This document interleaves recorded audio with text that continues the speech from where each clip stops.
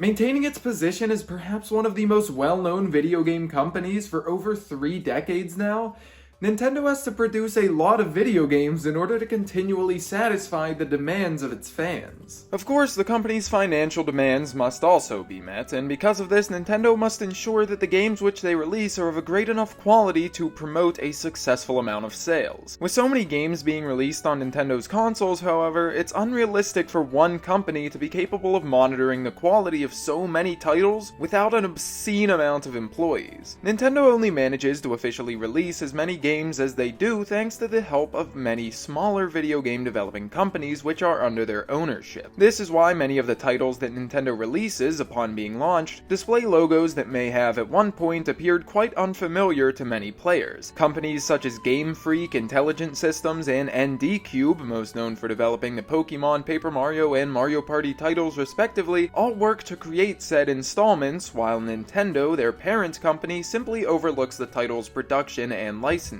Among this extensive list of companies either owned by or partnered with Nintendo in order to produce games for the latter's consoles is Monolith Soft, a Japanese development studio which in recent years has been more prevalent than ever thanks to the increasing popularity of the company's primary focus, the Xenoblade Chronicles series. While the studio is most well known for this franchise, and for good reason, Monolith Soft has worked on many other titles in their 2 decades of existence, including some of the most popular releases Nintendo has ever published. While Xenoblade Chronicles is the series that Monolith Soft is most known for, every company has to build their foundation before they find their identity. In this case, Monolith built their foundation while owned not by Nintendo, but Bandai Namco, a company which in 1999, when Monolith Soft was established, was simply titled Namco. It was 3 years after this date of establishment that the company released their first game, Xenosaga Episode 1, Der Wille zur Macht, which translates to The Will to Power, on the PlayStation 2. This RPG, which released in Japan in 2002 and North America in 2003,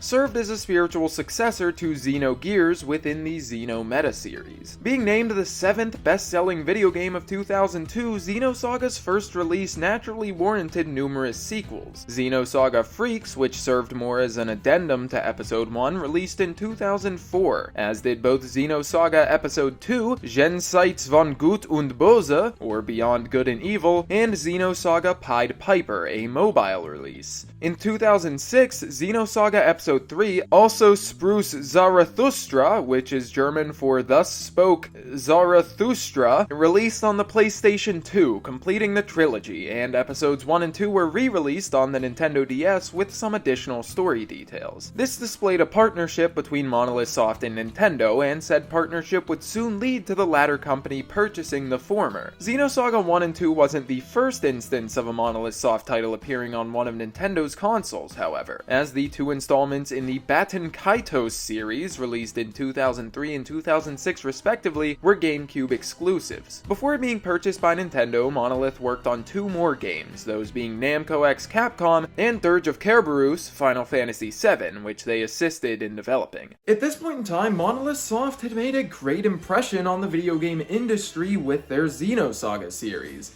and while the 2 installments in the Baten Kaitos series sold poorly, the studio was doing pretty well. It was at this point that in 2007, Nintendo purchased the company, and though their rise to the popularity that they have today has been gradual, the studio immediately began working on major releases such as Soma Bringer, Super Robot Tyson OG Saga, Endless Frontier, and Disaster Day of Crisis, which was never released in North America as the former president of Nintendo of America called the game laughable and overpriced. In all seriousness, while Soma Bringer and, for the sake of being somewhat brief, Super Robot Tyson did perform well, none of the aforementioned 3 video games, which all released in 2008, are seen as very notable in the present day. A title from the same year that is still notable, however, is Super Smash Bros. Brawl, which Monolith Soft aided in developing. This is the major release that I alluded to earlier, and while the studio's role in the title's development is unknown, being credited for helping to develop a game from such a well-renowned series was still a large accomplishment. A year later, in 2009, the company released a singular game, Dragon Ball Z Attack of the Saiyans, for the Nintendo DS. The following year, 2010, was a very important one for Monolith Soft, as this was the year that Super Robot Tyson OG Saga Endless Frontier Exceed released. While the aforementioned title was indisputably Monolith's biggest release of 2010, it's worth noting that they also released an open-world action RPG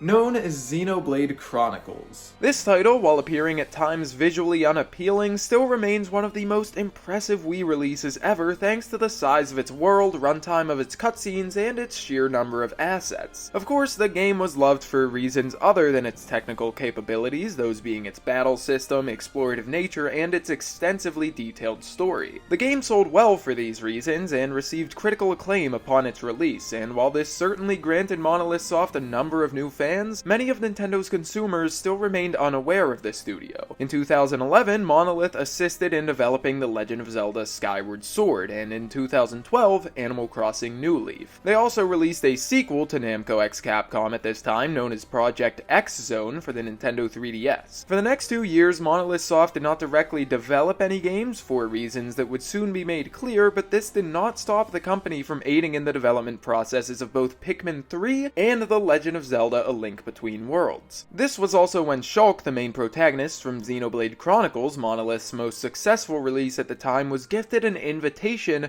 to join the roster of Super Smash Bros. For Nintendo 3DS and Wii U, which proved to be another large accomplishment for the studio. It was also at this time that Chugga Conroy, a very popular Let's Player and avid Xenoblade Chronicles fan, began his playthrough of the title. Both Shulk's fighting game debut and Chugga's Let's Play of Xenoblade Chronicles attracted many Nintendo fans to the series, and this newfound popularity appeared just in time for the release of Xenoblade Chronicles X in 2015. This pseudo spin-off to Xenoblade Chronicles, despite focusing far less on providing a complex story, still managed to contain 8 hours of cutscenes, but the title's primary focus was the extensive interconnected planet of Mira, which can be explored in its gargantuan entirety without players having to encounter a single loading screen. This game, as the original did, met the sales numbers that Monolith Soft had hoped for, proving to be another successful release. Despite the impressive scale of this game, however, the company also managed to find time to complete Project X Zone 2, as well as provide support on Splatoon and Animal Crossing Happy Home Designer, all of which released in 2015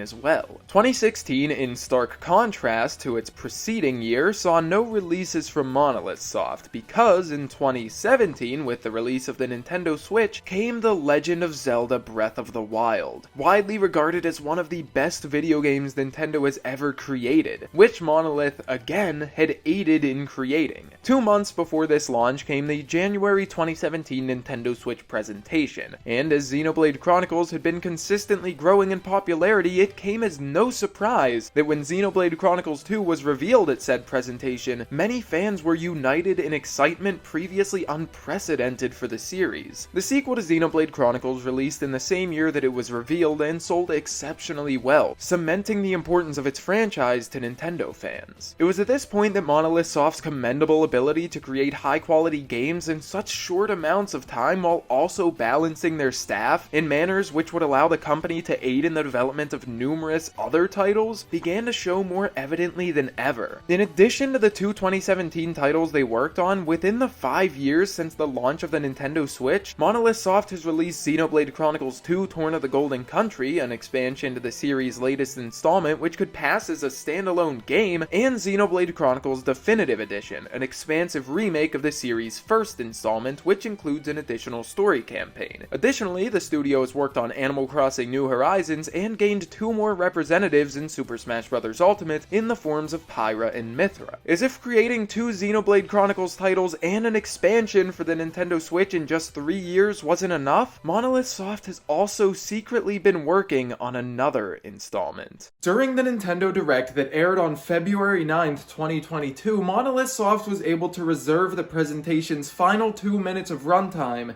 in order to air a trailer for Xenoblade Chronicles 3. While little is known about this upcoming installment, save for the fact that it will be taking place following the events of its predecessors in a world consisting of the decayed landmass of numerous recognizable titans, Xenoblade Chronicles 3 was confirmed to be nearing its completed state, and will be releasing in September of 2022. It's also been confirmed that many of the staff has remained unchanged, including the composer, lead character designer, and, as is apparent in the title's trailer, much of the voice cast. Since the trailer's initial release, the official Monopon Twitter account has posted semi-daily information regarding characters, such as Noah, Uni, and Mio, locations, and general points of interest in regards to the game's story. So far, aside from what can be observed simply by viewing the game's trailer, this is all that's known about Xenoblade Chronicles 3. But with the game already nearing its completed state, more information will certainly come soon. While Monolith Soft's developing credentials are certainly commendable, so too is their philosophy. Conflict regarding the standards of working conditions among video game companies is unfortunately becoming quite commonly discussed, and so it's quite refreshing to find that Monolith Soft has maintained strict yet respectable ethical guidelines since their inception, which serve to provide comfortable working conditions for all of the studio's employees. While among these followed guidelines is a focus on hiring staff of younger ages in order to promote the freedom and creativity of youthful individuals, as well as to remain relevant amongst numerous demographics, Monolith Soft's ethics have become widely praised, particularly thanks to the studio's efforts to include a representative portion of people of all genders amongst their workforce. Among these unwritten yet actively pursued standards is also a desire on the company's part to provide their staff with reasonable working hours, and forbid that anyone work overtime without being compensated for every hour of additional work they provide. This may seem like a logical practice, but specifically in recent years, poor working conditions and increased shifts have been plaguing the gaming industry, as many companies are requiring their workers to work against tight time constraints in order to prevent delays, and so, in actuality, Monolith Soft is one of a steadily decreasing number of development studios still treating their staff with respect and care. And it's this, along with the high-quality products that said staff releases, that makes the company so admirable.